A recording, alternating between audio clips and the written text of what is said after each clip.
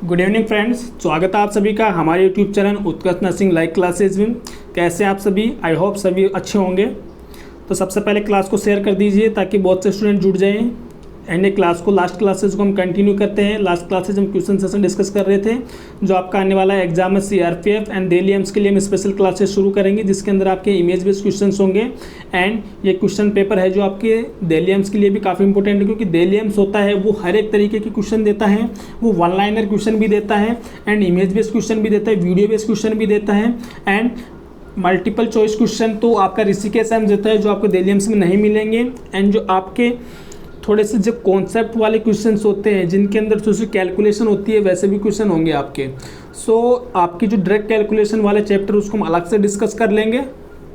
अभी के लिए आपका कंसंट्रेशन हर एक एग्जाम को लेके जिसका कंसंट्रेशन जिस एग्जाम को फाइट करना है उसी पे आप कंसंट्रेट कीजिए। एंड आपको हमारे यूट्यूब चैनल से हर एक सब्जेक्ट की classes free of cost provide करवाई जाएंगी।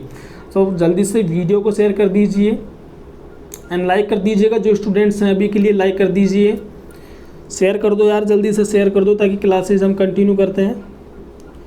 देखिएगा सबसे पहले आपका सीआरपीएफ का मॉडल पेपर है ये, ठीक है ना गाइस। इसी बेसिस पे कम से कम आपको 5 से 10 क्वेश्चन तो इस पेपर से मिलेंगे। जो एक्स्ट्रा रेशनल बता रहा हूँ 5 से 10 क्वेश्चन उससे भी इस पेपर में मिलेंगे। आई एम श्योर, मैं कह रहा हूँ मिलेंगे, 100% मिलेंगे क्योंकि मेरा जो एक्सपीरियंस कहता है वो आपको मिलेंगे, ठीक है ना गाइस।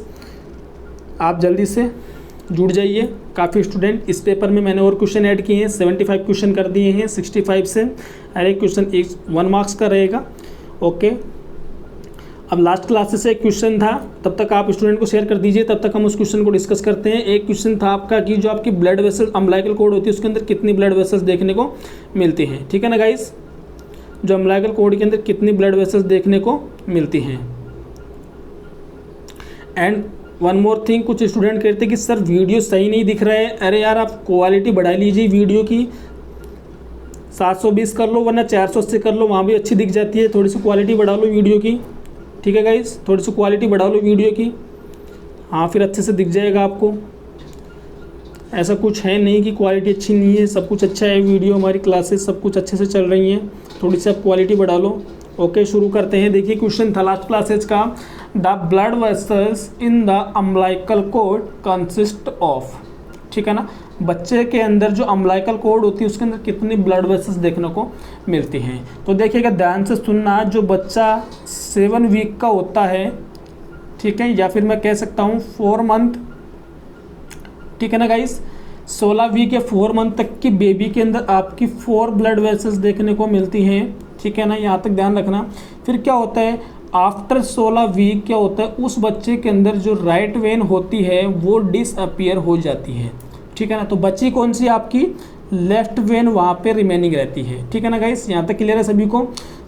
ऑप्शन के अंदर जो आपका राइट आंसर था वो तो 4 ऑप्शन तो था ही, 2 arteries and 1 when, 2 arteries and 1 when. तो इसके लिए रैशनल क्या देखेंगे आप, आफ्टर 16 वीक या 4 month of pregnancy umbilical cord consist of 3 blood vessels. And इस क्वेश्चन पेपर की पीडीएफ आपको जैसे कंप्लीट होता है आपको व्हाट्सएप ग्रुप पे मैं डाल दूंगा। एंड जो स्टूडेंट न्यू है हमारे डिस्क्रिप्शन में जाके हमारे व्हाट्सएप नंबर है, वहाँ से आप जाके मुझे मैसेज कर देना, आपको ऐड कर देंगे, ठीक है ना। एंड इसकी पीडीएफ आपको हमारे व्हाट्सएप ग्रुप पे मिल जाएंगी। एंड वीकली हम वहाँ पे टेस्ट सीरीज डालते हैं जो कि एम्स के अकॉर्डिंग है एंड एंकलेक्स पैटर्न की वो टेस्ट सीरीज है, ठीक है गाइस। वहाँ पे जाके आप जुड़ सकते हैं। एंड क्लासेज के लिए आप हमारे वाइट बोर्ड पे क्लासेज हो रही हैं, आप चैनल पे जाके उत्कर्ष सिंह लाइव क्लासेज सर्च करके क्लासेज ले सकते हैं। ओके, अब अपन शुरुआत करते हैं अपना, वहाँ से डिस्कस करते हैं क्वेश्चन सेशन, ठीक है ना गाइस। ध्यान से सुनिएगा, आप अपना क्वेश्चन सेशन शुरू हो रहा है कल की क्लासेज से। ये रहा, हम क्वेश्चन डिस्कस कर चुके थे, अब यहाँ से शुरू करते हैं हम अपना क्वेश्चन सेशन आज का। ओके, तो सभी ध्यान से सुनना, नोटबुक लेके बैठना एंड अपने नोट्स लेके बैठना जो आपने बना रखे हैं क्लासेस से, यहाँ पे काम आने वाले हैं। कुछ एक्स्ट्रा चीज़ें लगे तो उनको मेंशन कर लेना, ठीक है ना गाइस। क्वेश्चन में पूछा है most common cause of neonatal death in India. Simple सी बात पूछी है, 1 लाइनर क्वेश्चन है, लेकिन इसमें कॉन्सेप्ट आता है, स्टूडेंट डाउट्स रहते हैं इनको यही चीज़ों का। तो देखिए क्या होता है, थोड़ा सा मैं रैशनल दूंगा इसके बारे में, तो ध्यान से सुनिएगा। सबसे पहले तो बात कर लेते हैं मोस्ट कॉमन कोज की, किसमें, नियोनेट के अंदर, नियोनेट के अंदर, ठीक है गाइस। तो नियोनेट के अंदर जो आपका फर्स्ट प्रायोरिटी पे आंसर करना, अगर आपसे मोस्ट कॉमन पूछ ले तो हाइपोथर्मिया। अब सर हाइपोथर्मिया तो ऑप्शन में ही नहीं दे के रखा, कहाँ से कर दें हम? तो वहाँ पे ऐसे कंडीशन में ध्यान रखना, अगर आपसे हाइपोथर्मिया ध्यान नहीं दे रखा हो तो आप करना प्री मैच्योरिटी को राइट आंसर करना। यहाँ तक क्लियर है सभी को? ये आपका राइट आंसर होंगे इस तरीके से, ठीक है ना गाइस। तो आपके मन क्या बोला, फर्स्ट प्रायोरिटी पे हाइपोथर्मिया। अब हाइपोथर्मिया क्यों होता है? तो देखो यार क्या होता है कि बच्चा होता है जो काफ़ी सेंसिटिव होता है, मदर के यूट्रस के अंदर जो उसका टेम्परेचर होता है, बच्चा वहाँ पे जो मदर के यूट्रस के अंदर काफ़ी मतलब जो मदर का बॉडी टेम्परेचर है उसके अंदर सर्वाइव करता है, लेकिन जो बच्चा आउटर इन्वायरमेंट में आता है तो वहाँ का टेम्परेचर होता है जो मदर के बॉडी टेम्परेचर से थोड़ा सा बाहर का टेम्परेचर कम होता है। तो इसी वजह से बच्चे की बॉडी से क्या होता है, हीट लॉस होना शुरू हो जाती है, ठीक है ना गाइस। हीट लॉस होना शुरू हो जाती है। हीट लॉस के मेथड कौन कौन से होते हैं वो हम पढ़ेंगे, ठीक है ना। तो बच्चे के अंदर जब बॉडी से हीट लॉस होती है तो बॉडी बच्चे में क्या देखा जाता है, हाइपोथर्मिया देखा जाता है। एंड ये इसीलिए इसको मोस्ट कॉमन कॉज माना गया है डेथ का। एंड जब बच्चा ज़्यादा क्राई करता है तब भी बच्चे के अंदर हाइपोथर्मिया देखे जाते हैं, क्योंकि बच्चा ज़्यादा क्राई करेगा तो बच्चे से एनर्जी लॉस होगी तो बच्चे की डेथ का वो कोज होता है। यहाँ तक क्लियर है सभी के लिए। फिर देखिए यहाँ की इसी के साथ में हम और डिस्कस कर लेते हैं इन्फेंट के बारे में, ठीक है ना गाइस। इन्फेंट के बारे में डिस्कस कर लेते हैं कि इन्फेंट के अंदर मोस्ट कॉमन कोज क्या होता है। ये भी क्वेश्चन पूछा गया है, ये तो पूछा जाता है। और हाल फिलहाल में जो क्वेश्चन आते हैं RUHS MSc nursing entrance exam के अंदर एक क्वेश्चन पूछा गया था। तो देखिएगा इसके अंदर फर्स्ट प्रायोरिटी पे आप राइट आंसर करना प्री मैच्योरिटी, ठीक है गाइस, प्री मैच्योरिटी। एंड अगर सेकंड ऑप्शन दे रखा हो ये ना देखें तो आप करना वहाँ पे प्री मैच्योरिटी के बाद आता है आपका रेस्पिरेटरी प्रॉब्लम, रेस्पिरेटरी वाला, ठीक है ना गाइस। ये ऑप्शन आप राइट करना। तो आपकी इस तरीके से इन्फेंट के अंदर ये मोस्ट कॉमन कोज डेथ माना गया है। देन जो थर्ड आता है यहाँ पे, फिर चिल्ड्रन के अंदर की बात कर लेते हैं। ये आप नोट करते रहना चिल्ड्रन के अंदर। तो चिल्ड्रन के अंदर most common cause of death माना गया है वो आता है आपका डायरिया, ठीक है गाइस। डायरिया यहाँ पे मोस्ट कॉमन कोज माना जाता है। ये किसका है, चिल्ड्रन का है। यहाँ तक क्लियर है सभी को? ओके। RDS की क्लास अपनी हो चुकी है, PDT क्लासेस में जाके देख लेना। 51 क्वेश्चन आता है जो का expected weight of 1 year old child when the birth weight is 3.5 kg। सुनना अच्छे से क्या पूछा है क्वेश्चन में। एक 1 year का बेबी है जिसका बर्थ वेट था 3.5 kg। तो उस बच्चे के अंदर 1 year पे कितना वेट देखने को मिलेगा। यहाँ तक क्लियर है ना सभी को, कितना वेट देखने को मिलेगा। तो ध्यान रखना है, इसको थोड़ा सा समझ लीजिए कि जो इंडियन बेबी होते हैं उनके अंदर स्टैंडर्ड वेट माना गया है 3 kg का। ध्यान से सुनना सभी। क्लास को शेयर कर दो यार, क्लास को शेयर एंड लाइक कर दो please guys. Like share and सबके आंसर होते हैं जो कमेंट बॉक्स में मेंशन होने चाहिए, चैट बॉक्स में मेंशन करते रहो। सभी के आंसर कर दीजिए, जल्दी से कर दीजिए। हाँ, हम डिस्कस करते हैं। 3 kg माना जाता है, ठीक है गाइस। तो देखो क्या होता है, 3 kg माना जाता है। तो जो बेबी बर्थ वेट पे जितना वेट होता है उसका 5 to 6 मंथ पे उस बच्चे का वेट होता है डबल।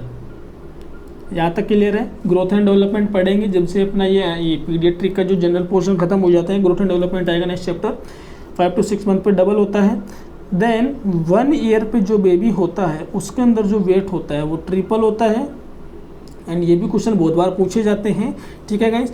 एंड 2 year पे उस बच्चे के अंदर जो वेट होता है वो होता है 4 टाइम, हाँ 4 गुना। एंड 2 year के बाद में आता है जो बच्चा होता है 3 year पे होता है इसके अंदर 5 टाइम, ठीक है गाइस। एंड देन 7 year पे होता है उसमें 7 टाइम। एंड 10 year पे होता है उसके अंदर 10 टाइम। तो इसी तरीके से बच्चे के अंदर वेट देखे जाते हैं। सो आप ध्यान रखना ये सब चीज़ें। तो आपका यहाँ पे देखिए क्वेश्चन में क्या पूछा है। अब इसको क्वेश्चन में देखिए 10.5 इंटू 1 year पे 3 kg हो जाता है, ठीक है ना गाइस। सॉरी 3.5 इंटू 3 एंड ये निकल के आता है आपका 10.5 kg। यहाँ तक क्लियर है सभी को। सो इस तरीके से ये इसका राइट आंसर है।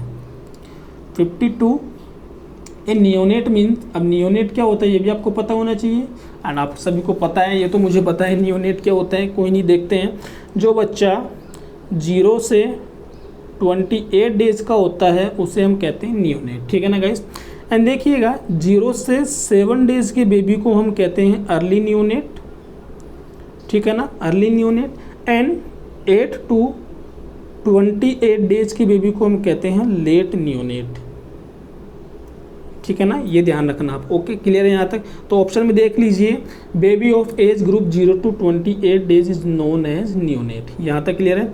एंड और देखते हैं इसके अंदर और ऑप्शन क्या कहते हैं, baby of age group 0 to 3 month, इसके लिए कोई एज ग्रुप नहीं है, 0 to 3 मंथ इन्फेंट में काउंट होगा।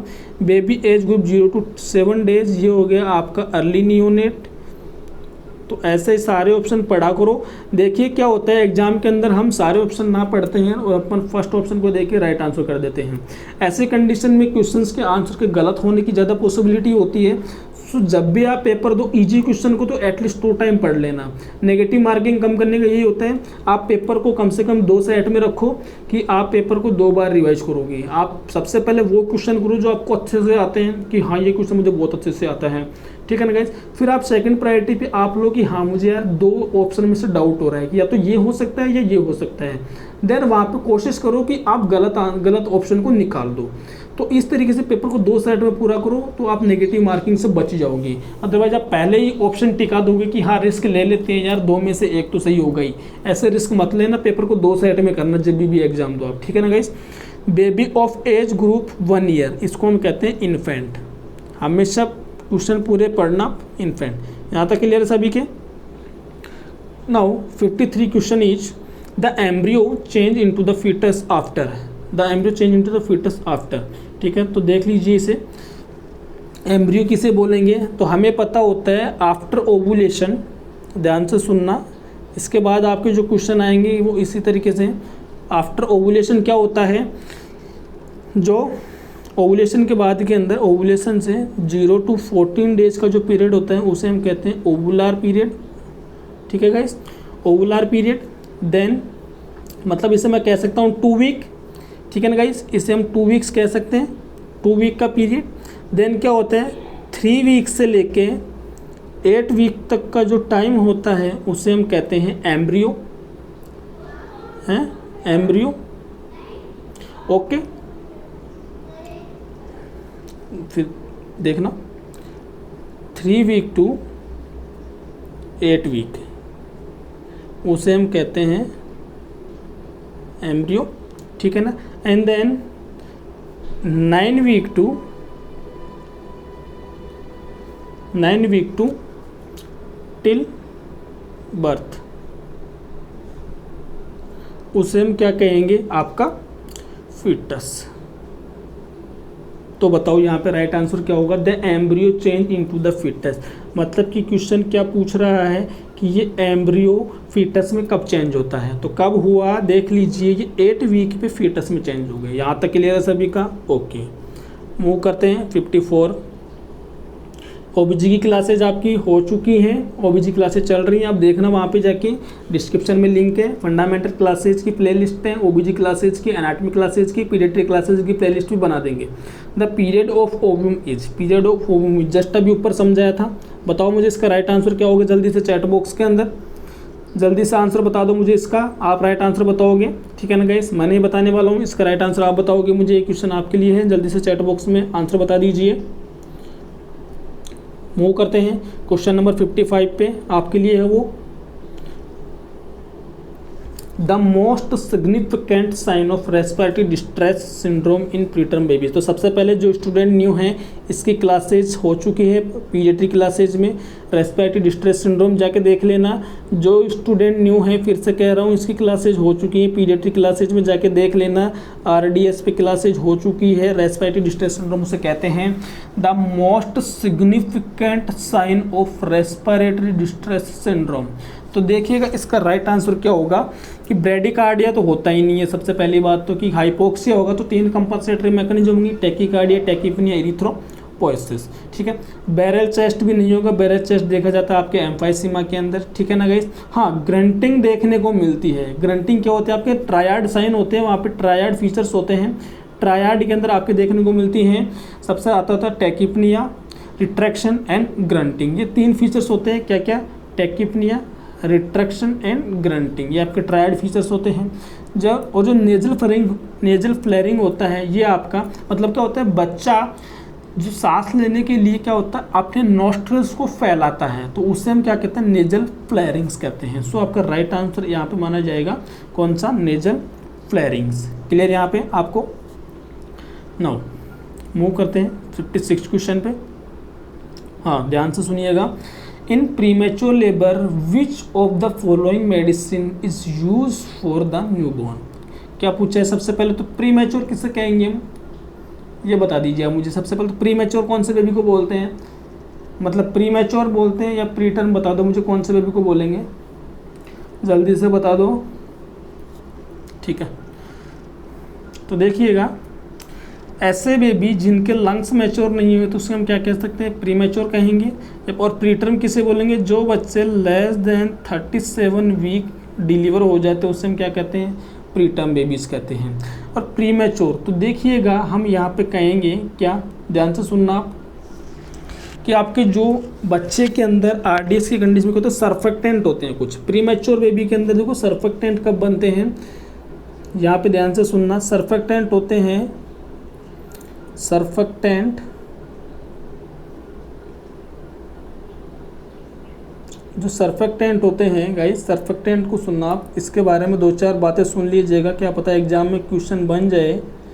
जो सर्फेक्टेंट होते हैं बनना शुरू होते हैं 20 वीक पे, एंड ये क्वेश्चन है जो आपके टारगेट हाई का जो new edition and old edition है दोनों में गलत मान रखे हैं, उसने 28 वीक मान रखा है जो कि गलत आंसर है। ठीक है ना गाइस, उसको करेक्ट कर लेना आप, टारगेट हाई के अंदर गलत मान रखा है इस क्वेश्चन को, 20 वीक इसका राइट आंसर होगा। ठीक है गाइस, एंड बच्चे के अंदर मैक्सिमम फॉर्मेशन कब होता है, सर्फेक्टेंट का मैक्सिमम फॉर्मेशन होता है 28 वीक पे, तो 28 वीक के मैक्सिमम फॉर्मेशन होता है, ना कि बनना स्टार्ट होते हैं। एंड ये सर्फेक्टेंट एक्टिव कब होते हैं, क्वेश्चन लिखते जाना, ये एक्टिव होते हैं 34th वीक पे। इस बात को मैं लेक्चर में भी समझा चुका हूँ ये सब चीज़ें मैं आपको। तो देखिए क्या होता है कि जो बच्चा लेस देन 34 वीक पे डिलीवर हो जाता है उसको हम कहते हैं प्रीमेच्योर बेबी। क्या कहते हैं, प्रीमेच्योर बेबी। एंड ये जो सर्फेक्टेंट बनाने का काम होता है, कोर्टिसोल हार्मोन ये सर्फेक्टेंट बनाने का काम करता है। तो ऐसे बच्चे के अंदर क्या होता है, सर्फेक्टेंट एक्टिव नहीं होते हैं, तो उस बच्चे को, ऐसे प्रीमेच्योर बेबी को क्या दिए जाते हैं, बीटा मेथासोन, मतलब कि कोर्टिकोस्टेरॉइड दिए जाते हैं, कोर्टिकोस्टेरॉइड दिए जाते हैं, मतलब बीटा मेथासोन को उसे इंजेक्शन दिया जाएगा, जो कि क्या है, स्टेरॉइड हार्मोन है। मैंने आपको बताया था ट्रीटमेंट के अंदर ये बीटा मेथासोन का इंजेक्शन दिया जाता है। कितना दिया जाता है गाइस, बीटा मेथासोन दिया जाता है वहाँ पे 12 mg, है ना। एंड कितनी डोज देते हैं, 2 डोज देते हैं। एंड कितने इंटरवल पे देते हैं, 24 आवर्स के इंटरवल पे देते हैं। दिल्ली में ऐसे ही क्वेश्चन करता है, ये डोज वगैरह जब उसे पेपर हार्ड बनाना हो तो ऐसे ही करता है वो, या तो डोज दे देगा, कितने इंटरवल पे देते हैं, कितना देते हैं, रूट कौन सा होगा, रूट भी पूछ ले आपसे तो IM इंजेक्शन लगता है इसका। यहाँ तक क्लियर है सभी को, नोट कर लीजिएगा। बाकी सारे ऑप्शन रॉन्ग है, ऑक्सीटोसिन मत कर देना, स्टूडेंट जाएंगे कि हाँ बच्चे की डिलीवरी करवा दो जल्दी से, ऑक्सीटोसिन देके, गलत आंसर है। मैग्नीशियम सल्फेट होता है वो एक रिलैक्स करवाता है, मतलब कि आपकी जो मसल्स होती हैं उन्हें, स्मूथ मसल्स को रिलैक्स करवाने का काम करता है, ये भी राइट आंसर नहीं होगा। ये भी आपके कॉन्ट्रैक्शन को बढ़ाता है, प्रोस्टाग्लैंडिन, ये भी राइट आंसर नहीं होगा। एंड ये भी राइट आंसर नहीं होगा। सो हमने डिस्कस कर लिया इसका रैशनल क्या है। चलो मूव करते हैं 57 क्वेश्चन पे। अच्छे से सुनना ध्यान से, जल्दी से यार आप लोग कमेंट करो यार, बहुत ज़्यादा आपके कमेंट आने चाहिए, चैट बॉक्स के अंदर कमेंट करते रहो आप सभी। सर ऑनलाइन है, आप कमेंट करते रहो, ठीक है ना, सर आपको रिप्लाई दे देंगे। Which assessment finding would be the most unlikely risk factor for RDS? क्या पूछा है क्वेश्चन के अंदर, ध्यान से सुनना। Which assessment finding would be the most unlikely risk factor, मतलब कि ऐसे कौन सी कंडीशन है जिसके अंदर RDS की रिस्क देखी जाएगी, इनमें से ऑप्शन में से ये पूछना चाह रहा है, ठीक है ना गाइस। तो देखिएगा, फर्स्ट ऑप्शन आता है आपका न्यूनेट ऑफ डायबिटिक मदर। अपनी जो लास्ट क्लास हुई थी कल की क्लासेज के अंदर टॉपिक्स आया था आपके कि बेबी ऑफ डायबिटिक मदर, और जब आज की अपनी लास्ट क्लास हो चुकी है, किस पे अपनी लास्ट क्लासेज कंप्लीट हुई है आज की, बताओ। एनाटॉमी का लेक्चर था आज का अपना, WBC पढ़ाया मैंने, ठीक है ना। तो आप देख लेना जाके, जो नहीं देखा हो वो स्टूडेंट जाके देख लेना उस क्लासेस को। एंड ये मैं लेक्चर ले चुका हूँ कि क्या क्या देखने को मिलता है। सो जो नियोनेट होते हैं किससे, डायबिटिक मदर से, उनके अंदर देखने को मिलता है क्या, आपका आरडीएस की कंडीशन, ठीक है ना। कैसे देखने को मिलता है, पैथोफिजियोलॉजी वहाँ देख लेना, यहाँ नहीं बताऊंगा मैं। ये भी आपका राइट आंसर नहीं है, हाइपरटेंसिव मदर से कोई इशू नहीं है। नियोनेट बोर्न एट 38 वीक, ये तो वैसे टर्म बेबी है, इसके अंदर तो देखी नहीं जाएगी। नियोनेट बोर्न एट 36 वीक, इसके अंदर तो आप, और हमें पता होता है 34 वीक पे तो मैच्योर हो जाते हैं लंग्स, तो ये भी राइट आंसर नहीं होगा। सो आपका right answer is B. Now 58 question is maximum intensity of physiological jaundice in term babies is, कि सबसे ज़्यादा फिजियोलॉजिकल जॉन्डिस कब देखने को मिलता है। पूछा क्या है, ऑप्शन में मेंशन किया है टर्म बेबीज। अगर यहाँ पे प्री टर्म दे देता तो आप क्या आंसर करते, चलो जल्दी से आंसर दे दो मुझे कमेंट बॉक्स के अंदर। अगर यहाँ पे प्री टर्म होता तो क्या होता, जल्दी से चैट बॉक्स में आंसर करो सभी। प्री टर्म के लिए क्या होता, अगर फिजियोलॉजिकल जॉन्डिस पूछ ले कि प्री टर्म बेबीज में कब देखा जाता है, तो आप देते रहो, मैं बताता हूँ। फिजियोलॉजिकल जॉन्डिस होता है ये आपका देखने को मिलता है आफ्टर 24 आवर्स, ठीक है ना गाइस, आफ्टर 24 आवर्स देखने को मिलता है। एंड क्यों देखने को मिलता है, क्योंकि सबसे पहले तो बच्चे का जो आरबीसी का लाइफ स्पान कम होता है, हीमोग्लोबिन का लेवल ज़्यादा होता है, बच्चे का जो लीवर होता है इमेच्योर होता है, ये कुछ कंडीशन होती है जिसकी वजह से बच्चे के अंदर फिजियोलॉजिकल जॉन्डिस देखने को मिलता है, ठीक है ना। एंड देखो टर्म बेबीज के अंदर ये देखने को मिलता है 3rd वीक पे, टर्म बेबीज में देखने को मिलता है 3rd वीक पे। एंड प्री टर्म का बता दिया आपने, ये देखने को मिलता है, सॉरी 3rd वीक नहीं है, 3rd डे है। 3rd वीक तो बहुत ज़्यादा हो जाएगा यार, 3rd डे है, फ्लो में पता नहीं चलता। अब 5th डेज पे देखने को मिलता है प्री टर्म बेबीज के अंदर, नॉट 3rd वीक नहीं है, ध्यान से सुनना, 3rd डे है। एंड 5th डे पे देखने को मिलता है किसके अंदर, प्री टर्म बेबीज के अंदर। एंड अपने आप सही कब हो जाता है सर, ये भी बता दीजिए। 7th डे पे टर्म बेबीज में एंड 14 डेज पे प्री टर्म बेबीज के अंदर ही अपने आप सही हो जाता है। यहाँ तक क्लियर है सभी का। अब देखिए ऑप्शन के अंदर तो ऐसा कुछ मेंशन ही नहीं कर रखा, क्या राइट आंसर करोगे आप यहाँ पे, तो देखिएगा 5th डे भी हो सकता है। अभी आप राइट आंसर नहीं कर सकते, 5th डे को गलत नहीं बता सकते, 5th डे भी हो सकता है। 7th डे बहुत ज़्यादा हो गया ये तो, एंड 4th डे, हाँ, एंड 14 डेज ये भी नहीं होगा, तो 4th डे हो सकता है ना, यस सर 4th डे हो सकता है, क्योंकि 3rd डे पे देखने को मिल सकता है, इसलिए 4th डे हो सकता है, क्योंकि ऑप्शन में अगर 3 नहीं है तो 4th पे आप जा सकते हो। 5th डे ये तो आपका प्री टर्म्स के लिए आएगा, ओके ना गाइस, तो यहाँ तक क्लियर है सभी को, okay.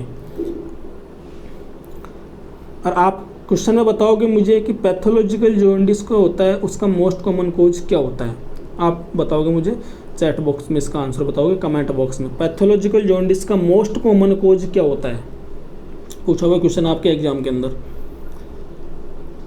Which factor present in breast milk मिक्योज जॉन्डिस इन न्यूबॉर्न। अब इस क्वेश्चन पे जो व्हाट्सएप ग्रुप है गर्ल्स वाला, उसके अंदर गर्ल्स है, उनको ये पता नहीं था कि ब्रेस्ट मिल्क में से क्या प्रेजेंट होता है कि जिसकी वजह से ब्रेस्ट मिल्क जॉन्डिस देखने को मिलता है। एंड वो लोग ऐसे तुक्के लगा रहे थे कि कुछ भी आंसर कर रहे हैं। यार आप लोग क्लास देख लिया करो, कोई इशू नहीं है। जब आप लोगों को पैसे वाली क्लासेज में ज़्यादा मज़ा आता है ना, तो आप लोग पैसों में देखिए, जब वो क्लासेज देखोगे ना तब आपको पता चलेगा। एंड इतना कुछ देते भी नहीं है वो लोग, एंड वही चीज़ें आपको जब फ्री में मिल रहा है तो आप यहाँ पे लीजिए, थोड़ा सा उनको एंजॉय कीजिए, ठीक है गाइस। तो देखिएगा ये सब बातें अलग हैं। देखते हैं हम विच फैक्टर, ब्रेस्ट मिल्क में कौन सा फैक्टर होता है जो जॉन्डिस के लिए रेस्पॉन्सिबल है। तो देखिए ग्लूकोरोनिल ट्रांसफरेज तो क्या होता है, ये तो अच्छी बात है अगर होगा तो। ये तो क्योंकि क्या होता है उसके आपको अनकॉन्जुगेटेड को कॉन्जुगेटेड में कन्वर्ट कर देगा, है ना। नॉन कोलेस्ट्रोम ये होता ही है आपके ब्रेस्ट मिल्क में, इम्यूनोग्लोबिन ये भी अच्छी बात है। लेकिन जॉन्डिस के लिए जो प्रेग्नेडियोल होता है ये आपका रेस्पॉन्सिबल होता है। सो राइट आंसर करना, प्रेग्नेडियोल जो होता है जॉन्डिस के लिए रेस्पॉन्सिबल होता है। क्योंकि इसके पूछा हुआ क्वेश्चन है, RK में आया वो क्वेश्चन है। The drug of choice is use to the jaundice to decrease level of bilirubin. ऐसे कौन सी ड्रग्स है जो हम जॉन्डिस के अंदर यूज करते हैं उससे प्रिवेंट करने के लिए। DOC पूछी है इसने, DOC पूछी है, तो क्या पूछना चाह रहे हैं जॉन्डिस के लिए। तो देखो विटामिन के क्या है, ये आपका इलेक्ट्रोलाइट, ये तो विटामिन है, ठीक है ना गाइस। विटामिन के इसका कोई रोल नहीं है यहाँ पे, ठीक है ना। एंड ग्लूकोरोनिल ट्रांसफरेज, ये आपका ग्लूकोरोनिल ट्रांसफरेज होता है, लेकिन क्या होता है कि जो फिनोबार्बिटोन ड्रग्स होती है, देखिए ना सुनना, जो फिनोबार्बिटोन ड्रग्स होती है ये क्या करती है, इस ग्लूकुरोनिल ट्रांसफरेज को स्टिमुलेट करती है, मतलब कि इसके लेवल को बढ़ा देती है। ये ड्रग्स इसके लेवल को बढ़ा देती है, जिसकी वजह से अनकॉन्जुगेटेड बिलिरुबिन को कन्वर्ट करने में सहायक होता है ग्लूकुरोनिल ट्रांसफरेज कॉन्जुगेटेड बिलिरुबिन के अंदर है। ठीक है, यही फंक्शन है इसका ग्लूकुरोनिल ट्रांसफरेज का। पूरी इसकी पैथोफिजियोलॉजी मैकेनिज्म समझाई थी मैंने क्लास के अंदर। पीसीएम कहीं काम नहीं देगी यहाँ पे, इसका कोई रोल नहीं है। Okay, now 61 question is the treatment of choice for physiological jaundice. क्या पूछा है? Treatment of choice for physiological jaundice. तो आप क्या बताओगे मुझे फिजियोलॉजिकल जॉन्डिस का ट्रीटमेंट ऑफ चॉइस? मैं आपको समझा देता हूँ सबसे पहले तो क्लास के अंदर, एंड ये मेरा पढ़ाया हुआ क्वेश्चन आपको गाइस ध्यान से सुनिएगा।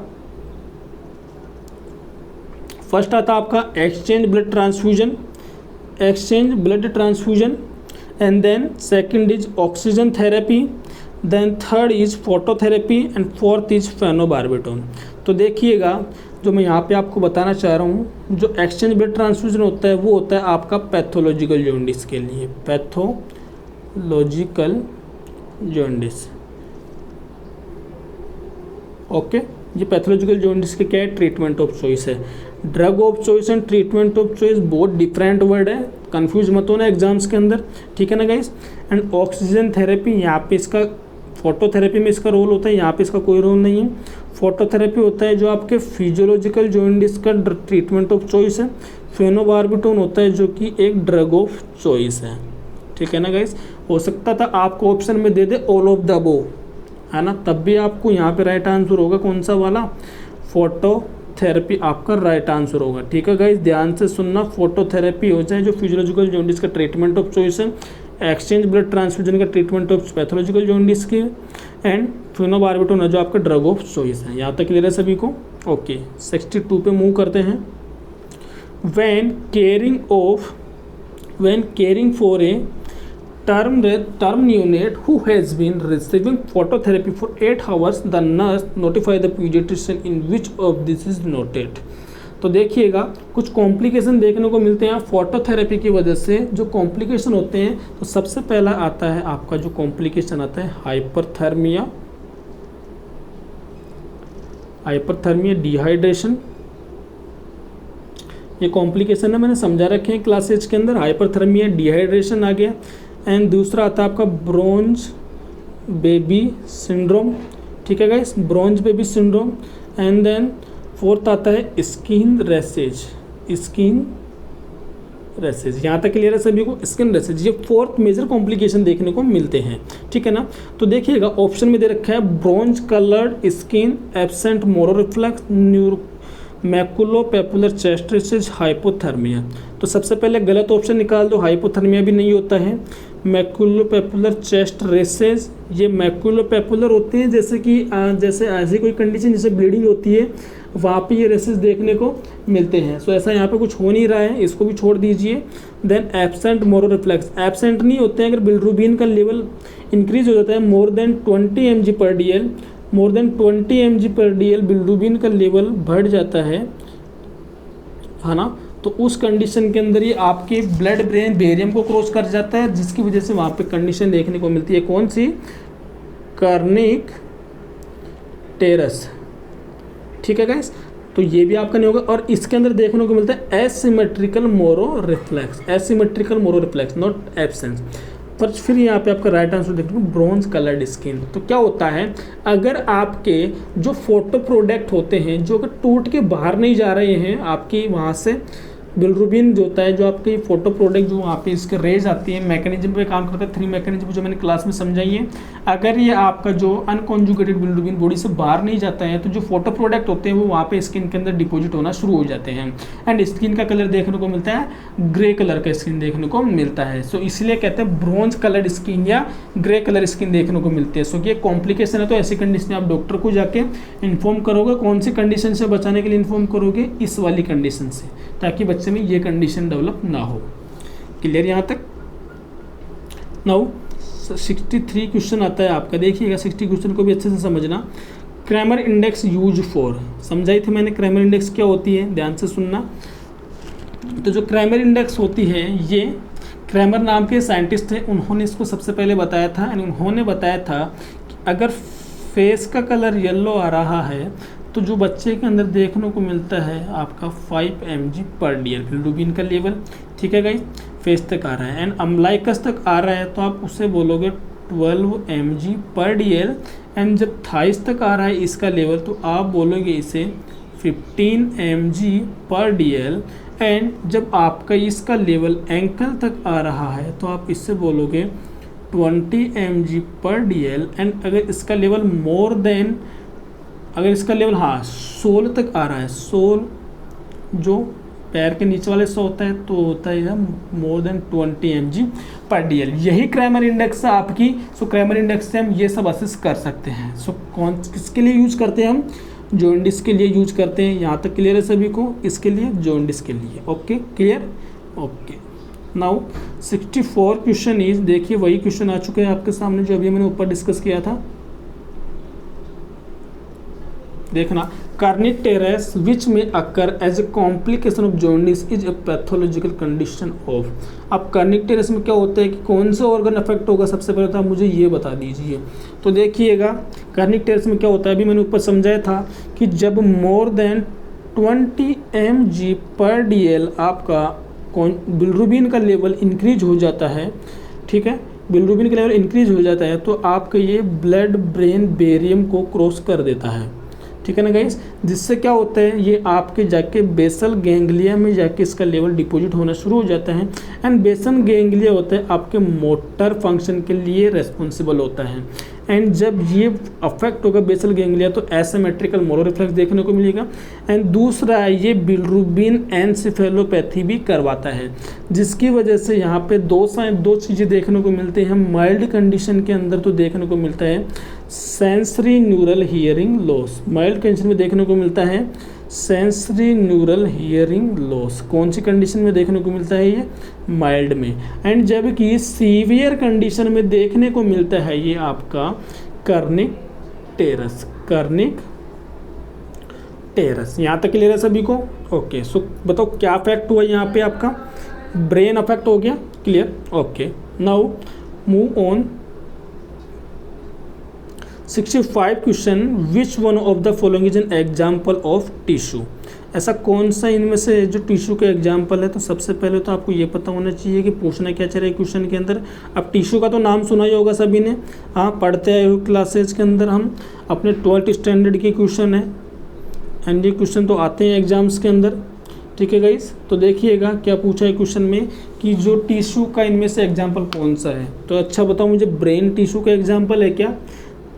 बताना आप। लीवर भी है क्या? स्टोमक है या ब्लड है? कौन सा है?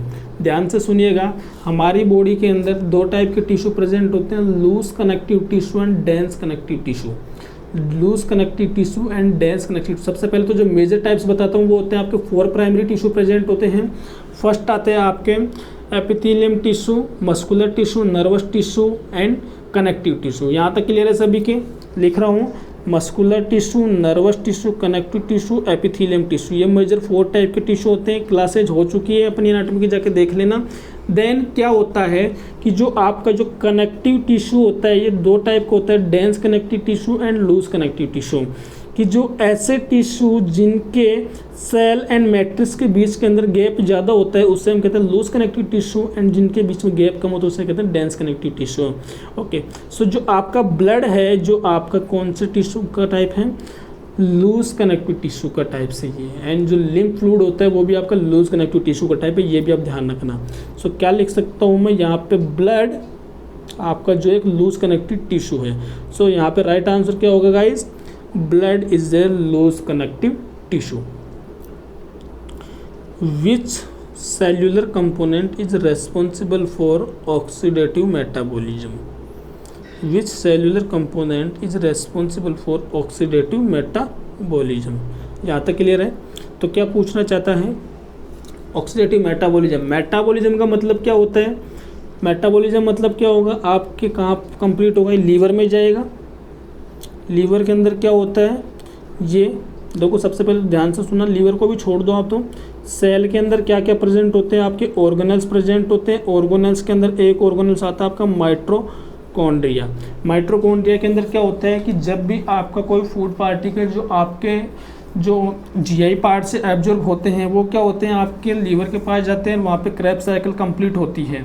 तो क्या होता है जब भी आपका ग्लूकोज का ग्लाइकोलाइसिस होता है तो उसके बाद क्या बनते हैं, एटीपी बनते हैं, H2O बनता है एंड CO2 बनता है। तो ठीक है गाइस, तो ये बताओ ये किसके लिए कहाँ पे होता है, ये सब आपके माइटोकॉन्ड्रिया के अंदर होता है। तो ये मुझे अब यहाँ पे राइट आंसर क्या होगा, cellular component is responsible for oxidative metabolism, ठीक है ना। तो होता है आपका माइटोकॉन्ड्रिया, ऑक्सीजन की प्रेजेंस के अंदर जो आपके साइकिल कंप्लीट होती है माइटोकॉन्ड्रिया में, एंड ऑक्सीजन की एब्सेंस में जो साइकिल होती है और लैक्टिक एसिड बनता है वो बनता है आपका साइटोप्लाज्म के अंदर। सो यहाँ पे आपका जो राइट आंसर होगा वो क्या होगा, यहाँ पे राइट आंसर माइटोकॉन्ड्रिया। क्लियर यहाँ तक। Question number 67, the name of the tissue which is widely and abundantly distributed in human body. Clear है, ठीक है। क्या पूछा है, ऐसा टिश्यू का नाम बताओ जो ह्यूमन बॉडी के अंदर सबसे ज़्यादा फैला और सबसे ज़्यादा पाया जाता हो आपकी बॉडी के अंदर। तो देखिएगा ऑप्शन दे रखे हैं इसने, muscular tissue, nervous tissue, connective tissue and lymphatic tissue. और मैंने क्लास में समझाया था कि जो आपका कनेक्टिव टिश्यू होता है ये सबसे ज़्यादा पाया जाता है, ठीक है ना गाइस, सबसे ज़्यादा पाया जाने वाला टिश्यू होता है कनेक्टिव टिश्यू। नाउ 68 क्वेश्चन होता है आपका, the type of epithelium tissue is compose of several layer of cells. ऐसे एपिथेलियम टिश्यू का नाम बताओ जिसके अंदर मल्टीपल लेयर या बहुत सारे लेयर प्रेजेंट होती हैं। तो देखिए मैंने क्लास में भी समझाया था आपको कि जो आपके जो एपिथेलियम टिश्यू होते हैं वो दो टाइप के होते हैं। एपिथेलियम टिश्यू दो टाइप के होते हैं गाइस, फर्स्ट आता है आपका सिंपल एंड आता है स्ट्रेटिफाइड। सिंपल में क्या होता है, इनके अंदर सिंगल लेयर प्रेजेंट होती है, जो बेसमेंट में लेयर प्रेजेंट होते हैं, एंड यहाँ पे जो होती है आपकी मल्टी लेयर होती है। जिसने क्लास नहीं देखी वो जाके देखना, एग्जाम में यहाँ से क्वेश्चन आते हैं एंड हर एक स्टूडेंट का क्वेश्चन सही नहीं होता है यहाँ से। सो ये क्वेश्चन है आपका, ऐसा क्वेश्चन है जो आपको सिलेक्शन में आगे लेके जाएगा। मल्टी लेयर प्रेजेंट होती है इसके अंदर तो सिंगल लेयर प्रेजेंट होती है एंड इसमें मल्टी लेयर प्रेजेंट होती है, ठीक है गाइस, मल्टी लेयर, ठीक है ना। तो क्या होता है, तो अब बताओ मुझे अब राइट आंसर क्या होगा इसका। स्ट्रेटिफाइड सिंपल एपिथेलियम टिश्यू, ये तो नहीं होगा। स्ट्रेटिफाइड एपिथेलियम टिश्यू हाँ हो सकता है। स्क्यूमस एपिथेलियम टिश्यू टाइप है, ये तो सिंपल का ही टाइप है। कोल्यूमनर एपिथेलियम टिश्यू, ये भी सिंपल का ही टाइप है। सो आपका राइट आंसर क्या होगा, स्ट्रेटिफाइड एपिथेलियम टिश्यू। गलत को निकाल दोगे ना तो राइट आंसर अपने आप आ जाएगा। इस तरीके से सीख लेना आप, बस जिस दिन ये बात सीख जाओगे कि गलत निकालना सीख जाओगे ना, राइट आंसर अपने आप निकल जाएंगे। क्रोमोसोम कंटेंट, देखिए इजी सा क्वेश्चन है, अब पता होना चाहिए। जो क्रोमोसोम होता है वो आपका एक तो डीएनए प्लस एक प्रोटीन होती है जिसका नाम होता है हिस्टोन प्रोटीन। एंड इसकी क्लास को समझाया मैंने सेल वाली क्लास से। इसके अंदर डीएनए एंड हिस्टोन प्रोटीन मिलके क्या बनाता है आपका क्रोमोसोम बनाते हैं। यहाँ तक क्लियर है ना सभी का। एंड जीन कैसे बनते हैं मुझे बताओगे आप, चैट बॉक्स में आंसर मत करना या कमेंट बॉक्स में आंसर करना कि जीन कैसे बनते हैं। मुझे आप सभी आंसर दोगे जीन का, ठीक है ना। आरएनए नहीं होगा इसका राइट आंसर, बोथ कहीं कर दो ऑप्शन में दिख जाता है। स्टूडेंट ज़्यादा तो जाते हैं जिसके अंदर बोथ और ऑल ऑफ द बोथ, उसको तो राइट ही करते हैं। वो जिनको नहीं आता वो तुक्के ऐसे ही लगाते हैं। तो ये नहीं होगा आपका आंसर, यहाँ पर राइट आंसर होगा डीएनए है एंड हिस्टोन प्रोटीन होती है। अब मूव करते हैं, adenine in DNA structure pair with. जो एडेनिन होता है वो किसके साथ पेयर बनाता है, सुनना ध्यान से। एडेनिन तो आपके जो न्यूक्लिक एसिड होते हैं कौन कौन से होते हैं, ध्यान से सुनना। एडेनिन, ठीक है, thymine, guanine, cytosine and uracil, ठीक है ना गाइस, यहाँ तक क्लियर है। Adenine, thymine, guanine, cytosine and uracil, spelling देख लेना यहाँ से। ओके, तो पूछा है एडेनिन का किसके साथ पेयर होता है, तो सुनना, याद करने का तरीका AGCT। कैसे जाओगे, इस तरीके से जाना, ऐसे जाना, अगर रटना ही हो तो ऐसे रट लेना, इस तरीके से जाना, ठीक है ना गाइस। तो देखो ये तो बनाते हैं इसके साथ पेयर एंड ये बनाते हैं इसके साथ पेयर। फिर से लिख रहा हूँ, ये तो इसके साथ पेयर बनाता है और ये इसके साथ पेयर बनाता है। कलरफुल ले लेते हैं इसे ताकि और बेटर समझ में आ जाएगा। ये इसके साथ और ये इसके साथ पेयर बनाता है। एडिनिन हमेशा थायमिन के साथ पेयर बनाएगा, हाइड्रोजन बॉन्ड होता है इनके बीच में, एंड गुआनिन हमेशा साइटोसिन के साथ पेयर बनाएगा, ठीक है ना गाइस। और जो होता है AGCT मतलब adenine, thymine, guanine and cytosine, जो आपके DNA में प्रेजेंट होते हैं, एंड थायमिन को रिप्लेस करके आपका यूरेसिल आ जाता है जो आपका RNA में प्रेजेंट होता है। मतलब थायमिन की जगह क्या पाया जाता है, यूरेसिल पाया जाता है। यहाँ तक क्लियर है सभी को। एंड हाइड्रोजन बॉन्ड से जुड़े होते हैं, ये आपके यहाँ पे कम से कम 10 क्वेश्चन मैंने बता दिए हैं, ठीक है गाइस, क्लियर यहाँ तक। ओके, तो राइट आंसर क्या होगा यहाँ पे, राइट आंसर होगा आपका adenine pair with thymine. Vaginal canal normally has, अब इसकी क्लास हो चुकी है, फीमेल रिप्रोडक्टिव सिस्टम जाके देखना, सर ने पढ़ा रखे हैं।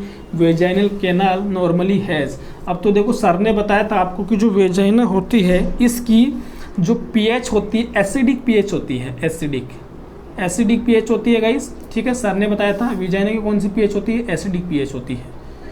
तो एसिडिक पीएच होती क्यों है, सर ने कहा था कि जो वेजाइना में 2 टाइप के बैक्टीरिया प्रेजेंट होते हैं, ठीक है, जिनमें से एक टाइप के जो बैक्टीरिया, फर्स्ट एक तो आते हैं कोकाई एंड दूसरे आते हैं आपके डोडरलिन बेसिलाई, जो कि रॉड शेप के होते हैं। तो जो डोडरलिन बेसिलाई होते हैं ये बैक्टीरिया क्या होते हैं, आपकी उस वेजाइना की पीएच को एसिडिक बनाने का काम करते हैं, ठीक है ना। एंड फीमेल जो रिप्रोडक्टिव एज के अंदर जो फीमेल की जो पीएच होती है वो होती है 4 से लेके 5 तक। अगर सिंगल बेस्ट आंसर पूछे तो आप राइट आंसर करना 4.5। यहाँ तक क्लियर है सभी का, ये आपका राइट आंसर है। तो बताओ ऑप्शन में राइट आंसर क्या होगा, vaginal canal normally has. Alkaline हो गया क्या, बिल्कुल नहीं होगा। न्यूट्रल नहीं, ऑल ऑफ द अबव नहीं, एसिडिक इन्वायरमेंट होता है। क्लियर यहाँ तक, ओके। नाउ 72 क्वेश्चन आता है आपका, an individual has the maximum number of oocyte। अब ये क्लास भी हो चुकी है आपकी, सर ने बताया था आपको जो गैमेटोजेनेसिस की प्रोसेस के अंदर an individual has the maximum number of oocyte। Maximum number of oocyte कितने होते हैं बताओ, आंसर दो सभी लोग। कौन सी एज में मैक्सिमम नंबर ऑफ oocyte देखने को मिलते हैं, तो देखिएगा, एक तो puberty, at birth, at menarche, या फिर at 20 age of gestational age. देखो समझते हैं, ध्यान से सुनना। एट 20 वीक क्या होता है, यहाँ पे 5 to 7 million primary oocyte present होते हैं, ठीक है, नोट करना। फिर क्या होता है, एट बर्थ होते हैं ये आपके 2 मिलियन आ जाते हैं, ठीक है गाइस, ध्यान से सुनना, 2 मिलियन आ जाते हैं, मतलब डिक्रीज होते रहते हैं। फिर क्या होता है, at puberty and at menarche की बात एक ही है, कंफ्यूज मत होना। सो एट प्यूबर्टी होती हैं ये आपके 40,000 to 4 लाख, ठीक है। तो एट प्यूबर्टी, तो बताओ इनमें से सबसे ज़्यादा कहाँ प्रेजेंट हो रहे हैं, at 20 week of gestational age. Sir की क्लास देखना गैमेटोजेनेसिस के अंदर, oogenesis में सर ने बता रखा है। सो राइट आंसर आपका यहाँ पे क्या होगा, ठीक है गाइस, बताओ मुझे, right, clear, option D is right answer. Now 73 question is the increase in basal body temperature after ovulation. समझना अच्छे से कि जो आफ्टर ओवुलेशन के अंदर फीमेल का बॉडी टेम्परेचर क्यों बढ़ता है, ये वजह बता पूछिए इसने। तो देखिएगा, ऐसे कहते हैं कि 14 डेज पे तो क्या होता है, ओवुलेशन होता है, ठीक है ना। एंड इससे पहले हमें पता होता है कि फीमेल के अंदर किसका हार्मोन बड़ा होता है, एस्ट्रोजन हार्मोन का बड़ा होता है। जो एस्ट्रोजन हार्मोन बड़ा होता है, क्यों बड़ा होता है, इसका इंक्रीज लेवल क्यों होता है, क्योंकि एंडोमेट्रियम की ग्रोथ करवाएगा। एंड एंडोमेट्रियम की ग्रोथ कराएगा मतलब क्या होना है, उसको इम्प्लांटेशन भी रेडी भी तो होना है। फिर बाद में 14 डेज के बाद में आपकी कार्पस लूटियम का फॉर्मेशन हो जाता है, जिससे कंटिन्यू कौन सा हार्मोन आता है, प्रोजेस्टेरोन हार्मोन आता है। तो सबसे पहले तो जो एस्ट्रोजन हार्मोन की प्रेजेंस के अंदर फीमेल के अंदर बॉडी टेम्परेचर इंक्रीज होता है, ठीक है ना गाइस, ये 14 डेज से पहले। फिर बाद में क्या होता है, नियर 14 डेज, तो ये भी इसका लेवल भी कम हो जाता है एस्ट्रोजन का, क्योंकि LH का लेवल बढ़ जाता है। लेकिन जब बाद में क्या होता है, फिर धीरे धीरे देखिए इस तरीके से कुछ इसका पैराग्राफ बनता है, इस तरीके से। फिर जैसे मान लें यहाँ पे 14 डेज आ गए, फिर से इसका बॉडी टेम्परेचर जैसे यहाँ पे लो हुआ, फिर ये फिर से एक बार बढ़ना शुरू होता है, ऐसे ये ऐसे बढ़ा हुआ रहता है प्रोजेस्टेरोन की प्रेजेंस में। एंड जैसे जैसे आपकी कार्पस लूटियम डिग्रेड होना शुरू होती है एंड ये इसका लेवल कम हो जाता है। तो इस तरीके से आपका इस ग्राफ का फॉर्मेशन होता है, जैसे कि यहाँ पे दे रखा है इस तरीके से। ये फीमेल के अंदर बॉडी टेम्परेचर। तो बताओ मुझे आफ्टर ओवुलेशन कौन सा हार्मोन की वजह से इंक्रीज हुआ, प्रोजेस्टेरोन हार्मोन की वजह से। एंड बिफोर ओवुलेशन पूछ लेता तो आप क्या आंसर करते हैं, एस्ट्रोजन हार्मोन की वजह से। यहाँ तक क्लियर है सभी को।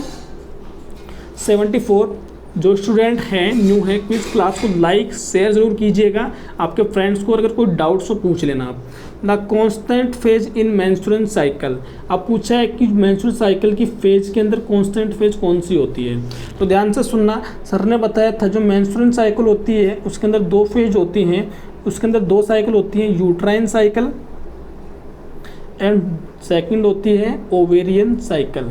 ये 2 साइकिल होती हैं, ठीक है गाइस, यहाँ तक क्लियर है। एंड सर ने यूट्राइन साइकिल में अंदर आपको साइकिल के नाम बताए थे,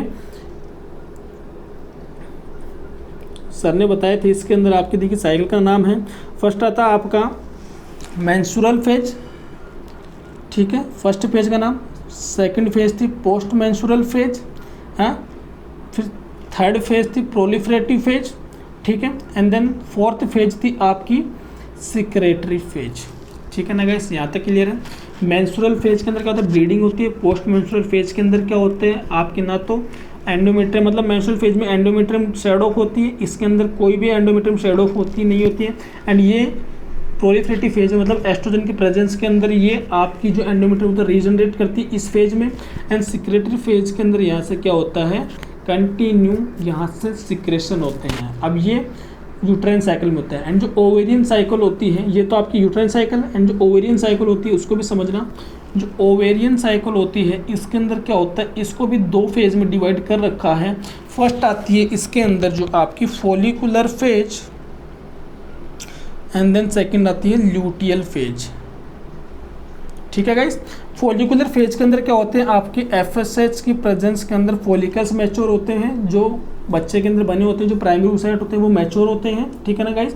एंड जो ल्यूटियल फेज होती है इसके अंदर क्या होता है, यहाँ से प्रोजेस्टेरोन की प्रेजेंस के अंदर जो कार्पस ल्यूटियम आता है उसकी प्रेजेंस के अंदर यहाँ से कंटिन्यू एंडोमेट्रियम से प्रोजेस्टेरोन जाता रहता है, एंडोमेट्रियम को प्रोजेस्टेरोन जाता रहता है और वो इस लायक बना देती है कि इम्प्लांटेशन के लिए रेडी हो सके। सो ये जो फेज होती है ये तो आपकी होती है 14 डेज के बाद के अंदर, एंड ये होती है बिफोर 14 डेज। यहाँ तक क्लियर है ना, ठीक है गाइस। तो देखिए ये जो फेज होती है इसको कांस्टेंट फेज कहते हैं, इस फेज को हम कहते हैं कांस्टेंट फेज। ये फेज फिक्स होती है, ठीक है। कि जैसे मान लो किसी फीमेल की साइकिल है 34 डेज की, तो उसके अंदर अगर आप कम करोगे तो 14 डेज 34 में से कम करोगे, क्योंकि ये फेज कांस्टेंट होती है। एंड जो फिर इसके अंदर आप माइनस करोगे तो जो आपका यहाँ पे आता है 20 डेज पे उस फीमेल के अंदर क्या होगा, ओवुलेशन होगा। ऐसे निकालते हैं इसको, ठीक है ना। सर ने समझा रखा है, फर्दर एक्सप्लेन के लिए आप जाके सर की क्लास देख लें। तो luteal phase is the right answer. Okay guys, यहाँ तक क्लियर है सभी को। The drug of choice for induction of ovulation is, important question है, ठीक है ना गाइस। तो देखिए फर्दर ना जाके हम इस पर डायरेक्ट राइट आंसर करते हैं क्लोमिफेन। क्लोमिफेन क्या होती है, ये आपकी ओवुलेशन, मतलब कि इस ड्रग्स की सहायता से फीमेल के अंदर बहुत ज़्यादा ओवम का फॉर्मेशन होता है। एंड ऐसी कंडीशन के अंदर फीमेल के अंदर मल्टीपल प्रेगनेंसी देखने को मिलती है। मल्टीपल प्रेगनेंसी के चांस ज़्यादा होते हैं, या फिर मैं कह सकता हूँ ट्विंस प्रेगनेंसी इस ड्रग्स के साथ देखने को मिलती है। सो राइट आंसर इज क्लोमिफेन यहाँ पे। ओके, अब आज की क्लास अपनी कंप्लीट है गाइस। आप सभी का, आपने इतना टाइम दिया, सो आपको थैंक यू सो मच आप सभी को। एंड इसी तरह आपका सपोर्ट बनाए रखिएगा गाइस। देखिएगा यहाँ पे जो आपको नंबर दिख रहे हैं ये सर मेरे नंबर है, व्हाट्सअप नंबर है, इन पे आप मैसेज कर सकते हैं व्हाट्सअप ज्वाइन करने के लिए, ठीक है गाइस। टेस्ट सीरीज के रिगार्डिंग आप नितेश सर से बात कर सकते हैं, ठीक है। एंड ये फेसबुक पेज का लिंक है हमारा, ओके। एंड ये हमारा चैनल का लिंक है। अब इसकी पीडीएफ आपको व्हाट्सएप पे प्रोवाइड करवा दी जाएगी जो भी है, ओके। सो आज के लिए इतना ही, बाकी हम नेक्स्ट क्लास में देखेंगे। इसके साथ अब हम आएंगे ओल्ड पेपर लेके।